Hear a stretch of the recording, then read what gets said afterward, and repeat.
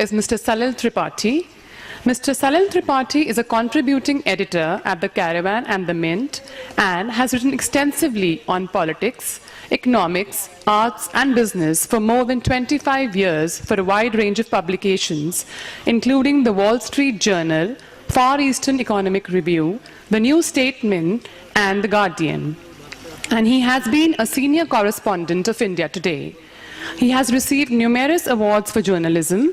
Mr. Tripathi is an author of Offense, The Hindu Case, and The Colonel Who Would Not Repent, The Bangladesh War and Its Unquiet Legacy.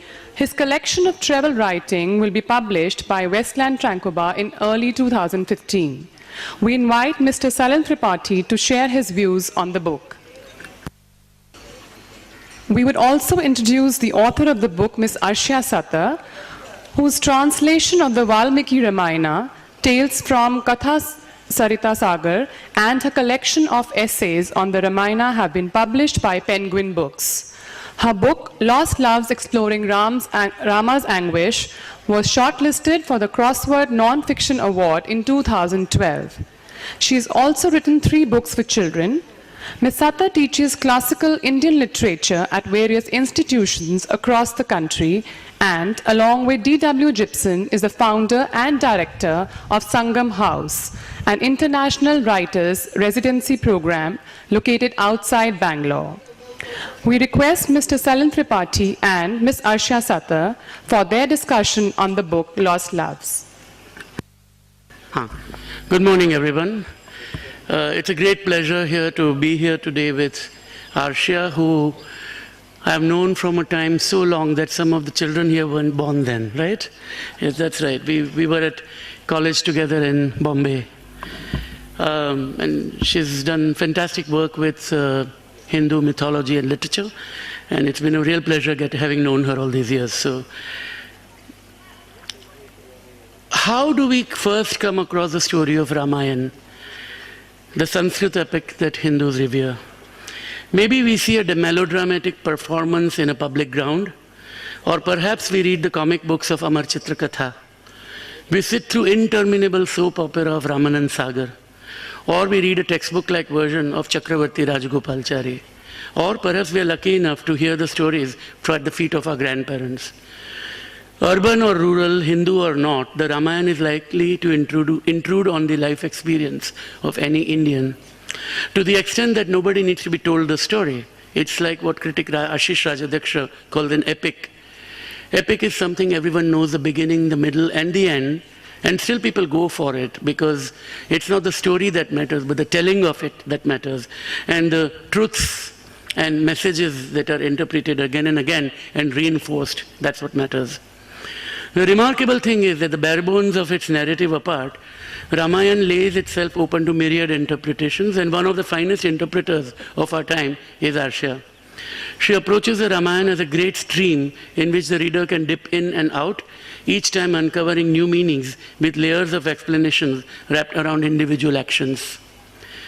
In Lost Loves, which is a short collection of interwoven essays about Ramayana and its central characters, she explores what drove individuals at the heart of the epic to act the way they did. She is eminently qualified for such an intellectual inquiry. She translated it first in Sanskrit, from Sanskrit in 1996 and did not camouflage the text by using any euphemism. She laid bare the nuanced dilemmas there, and in the new collection of essays, she mediated on the individual decisions and how they were made. This was published in 2011. Why did Dashrath allow his love for Kaikeyi to trump his duty towards Ram? Why did Ram require Sita to undergo the trial by fire, even when he trusted her? This division between the personal anguish and public duty is at the heart of her inquiry. She reflects on Ram's pain and vulnerability, making him human. She also shows Sita's firmness, reminding us that she wasn't a docile character. What she brings to the epic tale is a refreshing and eclectic scholarship, and the story is something that many Indians, regardless of their faith, consider holy. That means it gets placed on a pedestal, and most people end up knowing a little about it, but beyond the basic plot. She probes deeply into the motivations and actions of the characters, psychoanalyzing and humanizing them, while recognizing the solace that the characters provide to the devout. Hindu gods and goddesses are kept on an elevated plane, but she reminds us that they are sometimes unaware of their powers. They can act nobly and sometimes, because of their flaws, harshly. Think here of Amit Chaudhary's short story about the physical mutilation of Shurpanakha. There are many interpretations and variations of the Ramayana precisely because India is a pluralistic society and no singular view prevails. It is the messiness of that pluralism that Hindutva activists do not like. The transformation of Ram into a monolithic icon is a recent political project which culminated in the destruction of the Babri Masjid in 1992. As a correspondent at India Today many years ago, I had interviewed the former Prime Minister Morarji Desai, who lived in retirement at a seafront apartment in Bombay. Desai had written about Hinduism and he was troubled by the agitation. With characteristic bluntness, he told me, they, and by they he means the Hindutva activists, are making Hinduism into what it is not. They want a pluralistic faith to become monotheistic, with one book, Ramayana, one holy place of worship, Ayodhya, and one God to revere, Ram. That to him was not Hinduism. Within 3 years of our conversation, a Hindu mob had raised the Babri Masjid. Transforming a multi-layered relationship between the devotee and the divine into a simplistic hierarchical arrangement was one of the major successes of the Ram Janambhoomi movement. The Hindutva project wanted a simpler narrative. In 2008, the University of Delhi prescribed the essay by the late poet A.K. Ramanujan called 300 Ramayanas, 5 examples and 3 thoughts in translation. The students' wing of the Bharatiya Janata Party, Akhil Bharatiya Vidyarthi Parishad, stormed the history department protesting against blasphemy, a notion that is alien to Hinduism. Also, in a project to deepen the waters separating India and Sri Lanka had been held up, in part because Hindu nationalists opposed it. They claimed that the construction in that area would destroy a mythical bridge built by Ram and his warriors to help his attack in Sri Lanka. Ram's suspicion, which questions Sita's integrity and purity, has long angered feminists, including me, and baffled more sensible readers among baffled the more sensible among Ram's devotees. As one travels across the vast Indian nation, the stories change, sometimes subtly and sometimes drastically. Villains appear human, heroes acquire feet of clay. The doyen of Indian history, Romila Thapar, says that embedded in Ramayan's many versions are stories that reflect the social aspirations and ideological concerns of each group that has propounded a different version. And beyond India, it's a fascinating story. I've seen Ramayana episodes on the walls of temples in Prambanan in Yogyakarta. The walls of Bangkok's temple of the Emerald Buddha, Wat Phra Kiev, show scenes from the Thai version of Ramayana, which varies greatly from the grand narrative that we know in India. There is a Ramayana Kakavin in Java, Ramakirti in Cambodia, Ramakien in Thailand, Pralak Pralam in Laos, and Hikayat Sarirama in Malaya. In the Malay version, Lakshman emerges as a brave brother. Ram is weak and occasionally abusive, and Ravana is a descendant of Adam. In some Thai versions, Ram is Buddha, and Ravan his cousin. In the Cambodian Ramayana, which I saw in Siem Reap, Hanuman, the monkey god, emerges as a playboy instead of a bachelor devoted to Rama. In certain Balinese versions, such as Kechak, bare-chested men hauntingly chant chak chak chak chak chak chak chak chak as they dance around a bonfire. It's a very rich tradition. In the 1990s, when the Singapore Asian Civilizations Museum organized an exhibition of Southeast Asian interpretation of Ramayana, its curator was a woman called Gauri Parimu Krishnan, and she wrote this. Valmiki's Ramayana has been wrongly ascribed a canonical status, giving rise to a sort of patriarchal, illiterate, pan-Indian elitism which in recent times has been scorned. There is also the film by Nina Paley called Sita Sings the Blues, which is worth watching on the YouTube. Other feminist writers, Nabanita Devsen, and at one time when she was a full-blooded feminist writer, Madhu Kishwar, have written about Ramayana and its interpretation very well.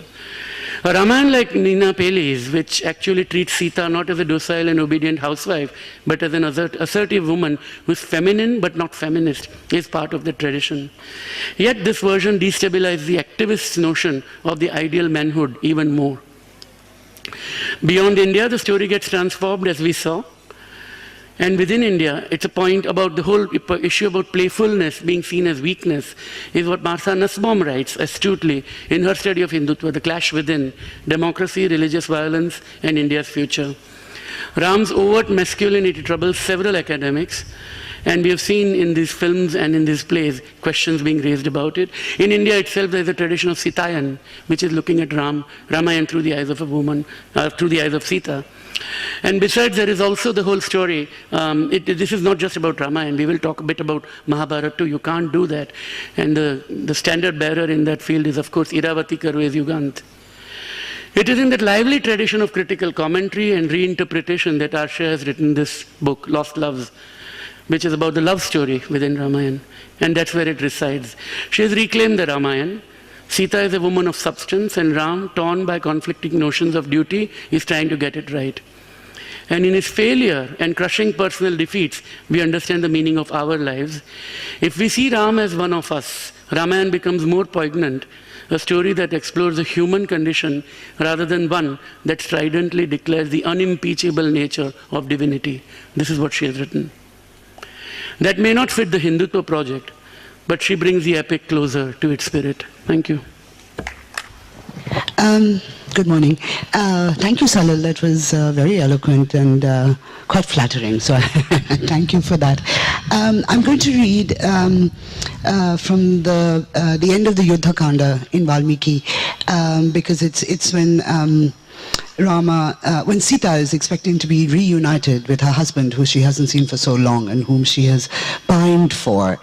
And it's that passage really upon which the whole of Lost Loves is predicated. Because Lost Loves, as Salil was saying, is a series of interlocking essays, but the premise of Lost Loves is that whatever else the Ramayana is, and it is many, many things, it is also a love story, and it's a very tragic love story. It's about not losing the person that you love, which is one kind of tragedy, but losing your love for the person that was the center of your life, which is another kind of tragedy, and perhaps a far greater one.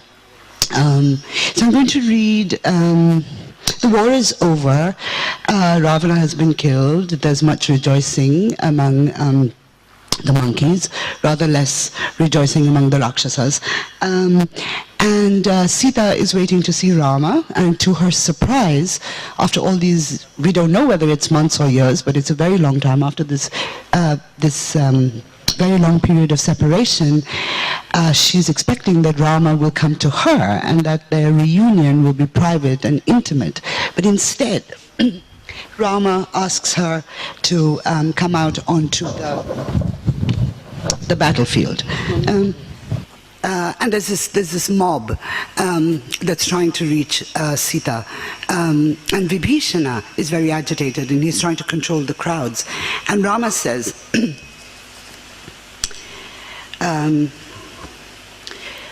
Rama's eyes blazed with anger as he said to Vibhishana, "Why are you going against my wishes and treating these people so harshly? Stop it immediately. These are my people. A woman's behavior is what protects her modesty, not a home, nor fine clothes, nor high walls, or honors such as these. Women can be seen in public in times of calamities and emergencies, in times of war, at their own weddings, and at religious rituals. A war has just been fought on Sita's account. She faces a crisis in her life. There is nothing wrong if she's seen in public, especially in my presence. Bring Sita here quickly, Vibhishana.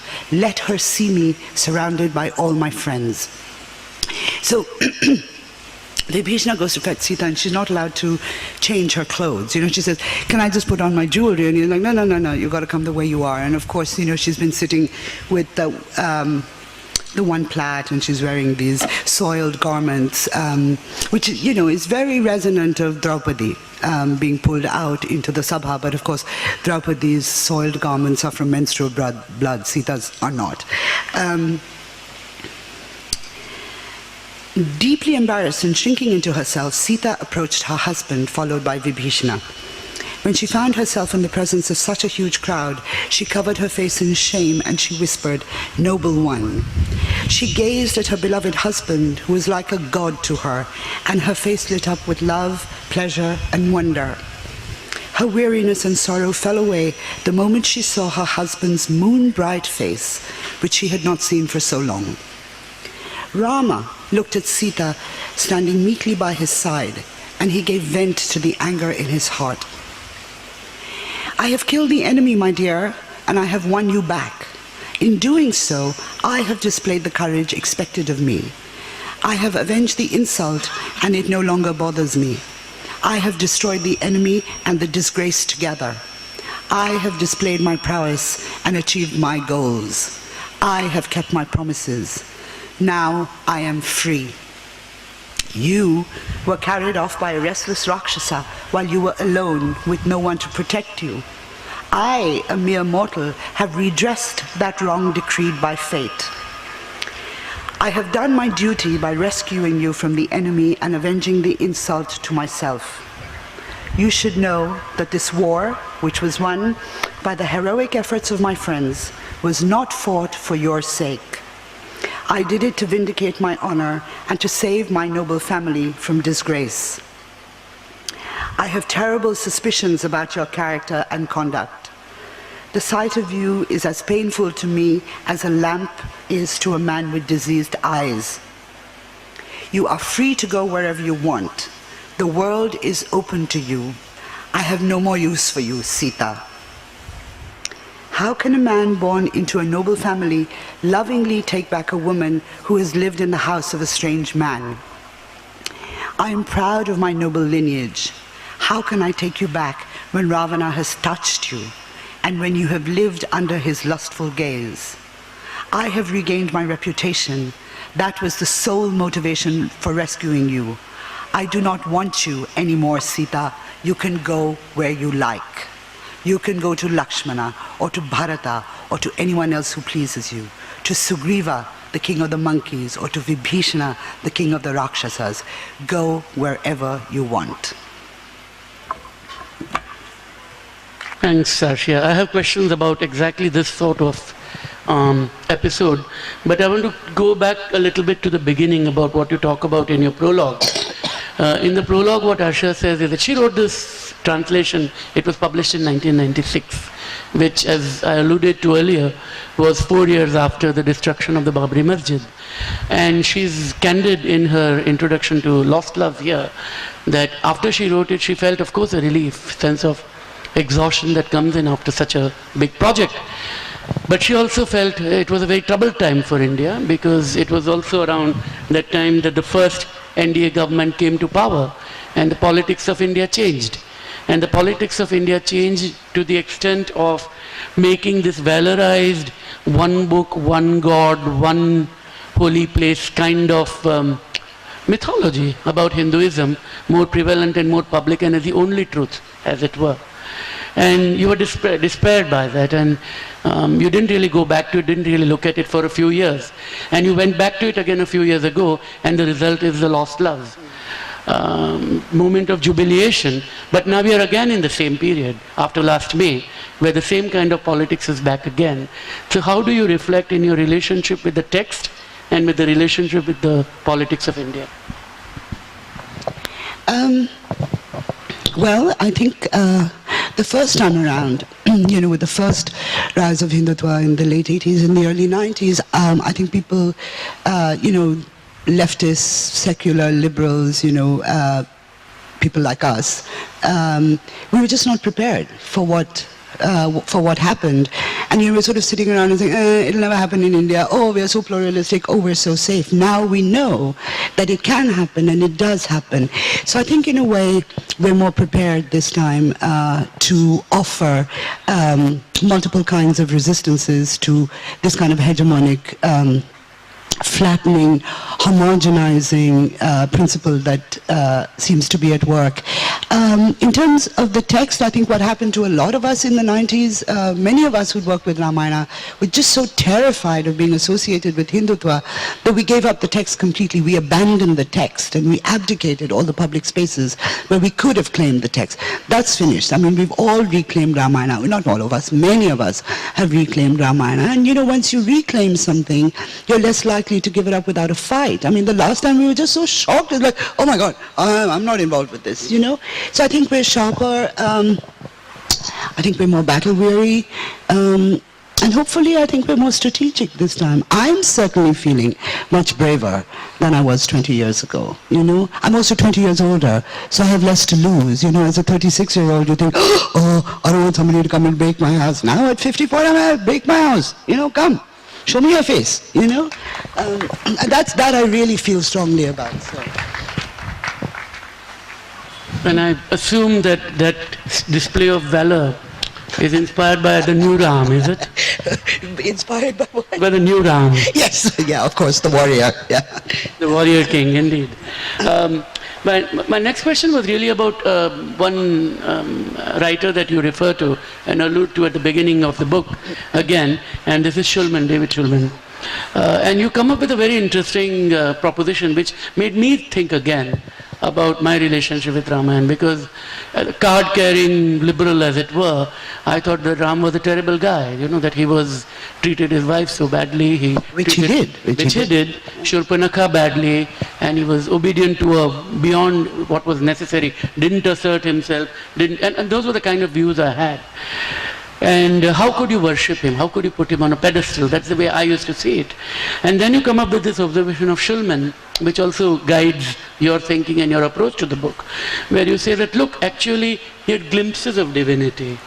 He himself wasn't aware when he was divine, but there were times when he really acted in a divine manner, and when there were times when he did not act like a divine manner. What was majority, what was not is a matter of debate. Whether the person should be put up on a pedestal is a matter of debate, but therefore you saw him in a more sympathetic light. And in a way, most people that were put up on a pedestal would fall in that kind of a category. And the obvious example I think of is Gandhi. You know, because we do kind of revere him at a level where you pick every currency note as his photograph, we put him up, name roads after him and so on. And, you know, even currently the Swachh Bharat Andolan is the only thing he seems to have done for India. Is that the mythology that's coming about him? And at the same time, there are genuine questions about his relationship with women, the way he treated Kasturba and so on. So I just wanted you to explore more of this notion of partial divinity. Right.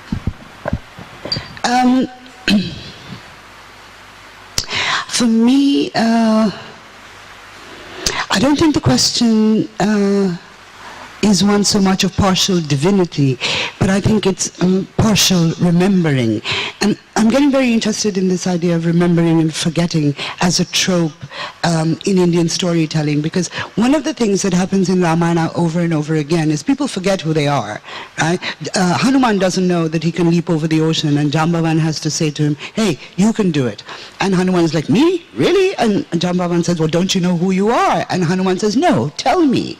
And, you know, he's reminded, and then he can cross the ocean. And so astounding that Rama asked the same question at the end of the Agni Pariksha, when all the gods come down and they say, oh Rama, you know, you should take Sita back, blah blah blah blah blah, and because don't you know who you really are? And he says, yeah, I know who I am. I'm Rama, son of Dasharatha. And they're like, no, you're not. You're a god. And he's like, oh, right, you know. And then, of course, also the sort of frame story of the Valmiki Ramayana is that Rama is listening to his own story being told to him by his sons, who are twins and who look exactly like him. And everybody in the, you know, at the Yagna is like, oh, they look just like Rama, oh, they're so handsome. And Rama's listening to this story, and at one point he says, and whose story is this? And the point at which he asks that question is when he's told by his sons that the man whose story they're telling banished his pregnant wife into the forest. And he says, who are you talking about? And he said, this is your story, Rama. And he's like, really? Is your mom still around? Can we get her back? And, and then a whole other thing proceeds. So this idea that you need to be reminded who you are. And when you are reminded, what you do with that knowledge. Do you grow into it, as Hanuman does, literally and figuratively? Or, like Rama, are you bewildered and you need to sit back and say, oh wow, okay, this is who I am now, how do I behave? So the idea of Rama having flashes of recognition of himself, who he really is, I think is very, very interesting, because when he does these actions, he does these deeds that make us really uncomfortable, which is the killing of Vali, the mutilation of Shurpanakha, the banishment of Sita, and later in Uttarakanda, the killing of Shambhuka, the low caste, the Shudra, who's performing tapasyas that are only meant for Brahmins. When he does these things, the question is, at that moment, is he remembering that he's God, or at that moment is he remembering that he's human? Because if he acts as a human being, we judge him or we respond to him in a particular way. But if he does these bad things when he remembers that he's God, then we have a completely different response to the idea of God, to the theology of Rama, to the sort of religious values almost of the Ramayana. So it's very important for you to make that decision. Is he acting as a man when he behaves badly, or is he acting as a God? And I don't think somebody should tell you that. I think every individual needs to figure that out for themselves. And I was just going to come on that point, that you are placing too much of a burden on the reader in a way, and not you. I mean, this goes back to Valmiki in a sense, that, to make these interpretations and decisions, because the reader is required or expected to approach the book as a holy book, which is unquestionable and where there is some sort of an eternal, ineffable truth. And what you are saying, and what makes a lot of sense, is that actually he was a character, a human character, with glimpses of divinity, or throughout he was probably divine, but it always remains subconscious. And maybe that is the larger message, that all of us have that divine within us, which remains subconscious, and it is for up to us to bring it up. Yeah. And it places a lot more effort. And the whole narrative, the way it has been hijacked now, or being reshaped now, to put it in a more polite way, actually argues that no, this is it, and this is right, and if this is indeed the way the Maryada Purushottam acts, this is the way you should also act. And so the interpretation becomes literal rather than liberal, and people start questioning their spouses and so on. Yeah. But it's very important also to remember that I'm talking only about Valmiki's text. And that's a very, very crucial text, because it's the only non-bhakti Ramayana that we have. It was composed and put together at a time when bhakti had not become the central emotion of Hinduism. Right? Can you just elaborate a bit on that, about the bhakti and the two kands that come later? I think it's important here. Yeah. So we believe that the central part of the Valmiki Ramayana consists of 7 kandas. And it's very clear that Balakanda, that's the first kanda, and Uttarakanda, that's the last kanda, are written later. Very, very clear, for reasons that to scholars are just like apparent, right? The language is different, the politics are very, very different. The kind of world that is represented in Kanda 1 and Kanda 7 is not the kind of world that is represented in the middle Kandas. Ayodhya Kanda opens with a completely plausible story of a palace intrigue of a stepmother who wants her son to be king in place of the heir apparent. The Bala and Uttara Kandas were added on to what we call Valmiki's text. Of course, Valmiki is also a construct. After bhakti became so central to Hinduism. Also, sort of at the same time that bhakti is becoming important, we also have the development in Vaishnava theology of avatars. And basically what Vaishnava theology was doing at the time was they were adding to their cachet all the attractive characters that they found in mythology. So whether it's Vamana or Narasimha or Krishna. So we actually have 2 Ramas only in Valmiki. Right, we have the Rama who acts like a human being in the middle books, and then we have the divinized Rama who is present in Book 1 and Book 7. And of course, Book 1 and Book 7 are the frame that come much later. So they're constructed with a particular agenda. And the next Ramayana, the next story of Rama that we have, we believe that the Valmiki text was composed in its current form with the extra khandas no later than 300 of the Common Era. The next Ramayana we have is Kamban in Tamil, and that's 12th century. So a millennium has gone by. Bhakti has been established as the sort of heart. The beating heart of Hinduism now lies in Bhakti. Buddhism has been defeated. Jainism has been pushed to the borders, to the edges of coastal India. Hinduism is on the rise, and that is when we have Rama coming out as an avatara. And after that, every single Ramayana, every single classical Ramayana is a Bhakti Ramayana, right? Now, for me, these Ramayanas are beautiful. I mean, Kamba Ramayana is exquisite. The Sundarakanda of Kamba Ramayana, people read it just because they want to cry, because it's so beautiful. Manas controls the imagination of, 180 million people in northern India. These are very, very important texts. But for me, I find Bhakti a narrative dead end. Yeah, because if somebody is God, whether he's Rama or Krishna, what's the question? You can say to God, why did you do this? And God will say, I did it for your good. Oh, but it doesn't seem that way. And God will say, oh, you have a limited mind. There's no dialogical way to either deepen your understanding of faith or, expand your understanding of narrative logic, So, I'm sorry, that was a very long answer. No, it was a good one. This is a hard question to ask you because you're an old friend. But I have to ask, so I'm going to ask you, that if people were to read your name, they would assume you're a Muslim. That's the assumption they will make. You cite Shulman, who is a Jewish scholar. You then go and you're a student of Wendy Doniger, who at least currently the moral arbiter of this country is a man called Dinanath Batra, and he doesn't seem to like her writing very much. And the current Prime Minister happens to quote from him and takes it very seriously. In that kind of a scenario, what kind of a relationship can you have? Do you see yourself as an outsider to the story? Or you think it's a ridiculous question?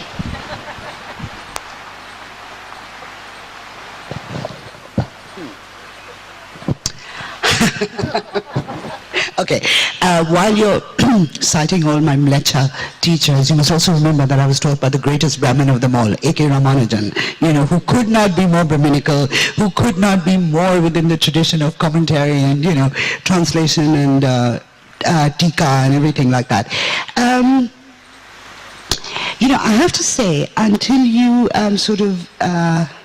said it out like this, I didn't realize that I was in the company of Mlechas and that we were really quite far outside the boundaries that this text establishes for itself.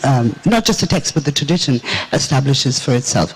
But it's important to remember that it's always been outsiders who have questioned the Ramayana, whether it's Periyar in 20th century Tamil Nadu, or Dalit Ramayanas, or Gond Ramayanas, even the Bengali Ramayana, Kirtibasa, which is a classical Ramayana, questions some of the things that happen. Hanuman is not a brahmachari for Kirtibasa, he's, full-blooded and very lustful. So it's obviously people who feel excluded that knock on the door, right? So I think it's very important that people like us, who are considered by the tradition to be outsiders, that we keep asking the questions. But we ourselves don't see ourselves as outsiders at all. I have a right to this text. Everybody has a right to this text. Why should it belong to one set of people and not to anybody else? So nobody is an outsider. And sadly, I find it really strange that I'm going to use a word used by Rajiv Malhotra, my sworn enemy, because he believes in inside. He uses the word gatekeepers. And my problem is that the Ramayana has got locked up inside a very unpleasant gated community at this moment. It's a community that's not letting other people in. It's like, storm the Bastille, it's my text too. Indeed it is, and to lay my cards on the table, thank you for doing this. Because I wanted someone to reclaim it for the rest of us. and you've done that, and I'm glad you have stormed the Bastille. But let's go back to some of the things that make people question Ram and his divinity. The 3 episodes, Sita, Vali, and Shurpanakha. Does it anger you, these 3 stories? I mean, you see the flawed aspect of his decision making and the choices he made. No, I think I've gone past my anger with Rama. I spent a lot of time being angry with Rama. And it was sort of very much, part of being a feminist in the 90s, being a feminist in my 30s. I'm still a feminist.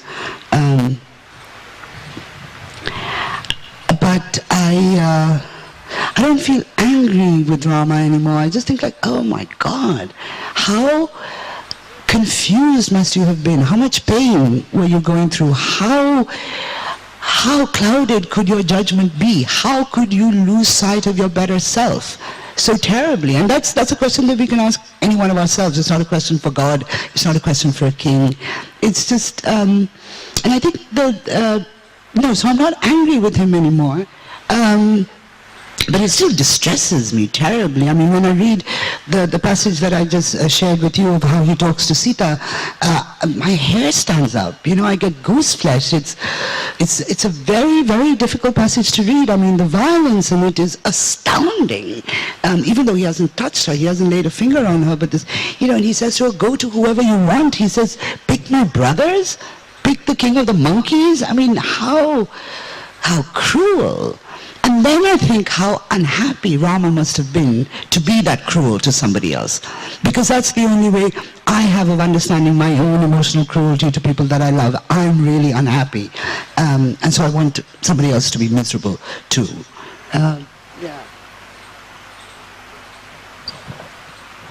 The other great epic we have not yet spoken. I'll have just 2 more questions, then I'm going to take it out, or make it open.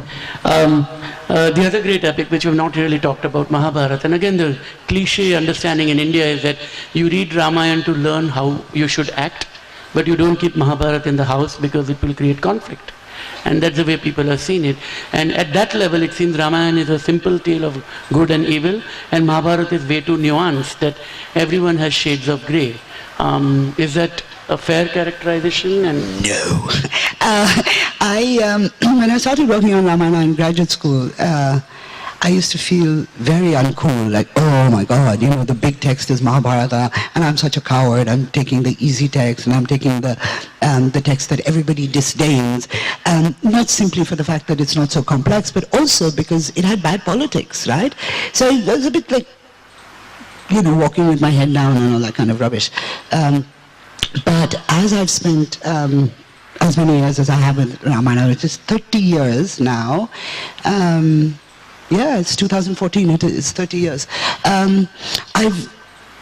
You can't talk about one of the epics without talking about the other. I mean, they are, as Ramanujan pointed out, profoundly intertextual, and you can't understand fully one of the epics unless you know the other. And I've actually come to the conclusion that it's the Ramayana that is more complex and more challenging, because in Mahabharata what happens is people are not sure what is the right thing. And so they make mistakes. In Ramayana, Rama knows what is the right thing. He does it. And it all goes terribly wrong. So you are called upon to think far more deeply about what you imagine is the right thing. It may not be the obvious one. When he has to... and Kaikeyi tells him, you have to go into the forest for 14 years, it's your father's wish. And he says, okay. And then he goes to Kaushalya and he says, this is what my father wishes and I'm going to do it. And she says, well, how can you, why? And he said, because it is my dharma to obey my father. And she said, well, what about your dharma to make your mother happy? Why is your dharma to your father more important than yours to me? And Sita says, what about me? Don't you have a dharma towards me as well?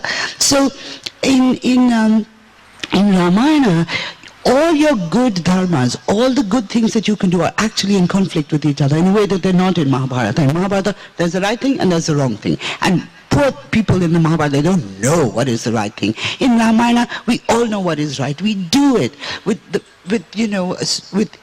incredible sincerity, and then it goes wrong, then what kind of a world is that, you know? I think it offers a much more challenging idea of how difficult it is to be human. Forget being good, you know? I take it there are no further questions. So just to conclude, I heard some very profound things from Arshia, and I've been doing that for 30 years. So this is just a continuation of a very old story that began on the parapet of Elphinstone College and Sydenham College. One of the things she said is the quest between remembering and forgetting, and what forgetting can do when about the whole idea of glimpse divinity. The other profound thing I got was about how unhappy he must be to be so cruel, that the roots of cruelty lie in unhappiness and not necessarily pride. And the most interesting was, of course, that when you want to do right, things go wrong. Unintended consequences is what we do know, but what is the right when you want to do something right and you want to go by that path, but the consequences are beyond that. And that tells us what she finally said, how difficult it is to be human. So thank you for the book.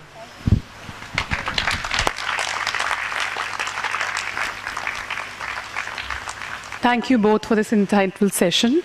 We would now request Mr. Altaf Tyrewala to give a token of appreciation to Mr. Salil Tripathi and Ms. Arshia Sattar.